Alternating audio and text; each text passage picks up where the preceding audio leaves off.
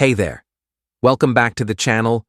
If you're a business owner or accountant using QuickBooks Online, you know how important it is to make your invoicing professional and efficient.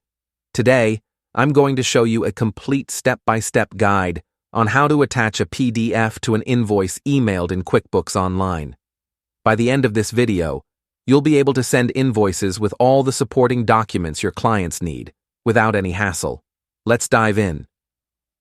First, log in to your QuickBooks Online account.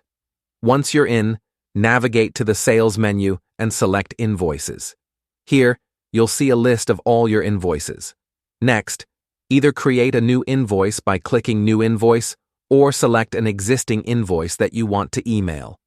If it's an existing invoice, click on Edit to open it. Now, here's the key step. Look for the Attachments section, usually near the bottom of the invoice form. Click Attach File and browse your computer for the PDF you want to include. This could be a purchase order, a contract, or any supporting document. Once your file is selected, QuickBooks will upload it, and you'll see it listed in the Attachment section. You can attach multiple PDFs if needed, making it perfect for detailed invoices. After attaching the PDF, double-check your invoice details, like the client's email, invoice items, and total amount. When everything looks good, click Save and Send.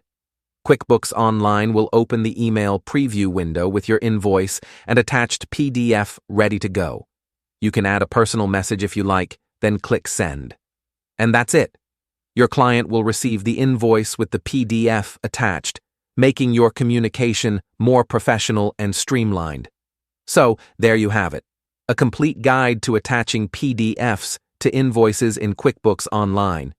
If you found this video helpful, make sure to hit that like button and subscribe for more QuickBooks tips and business tutorials. And don't forget to click the bell icon so you never miss an update. Thanks for watching, and I'll see you in the next video.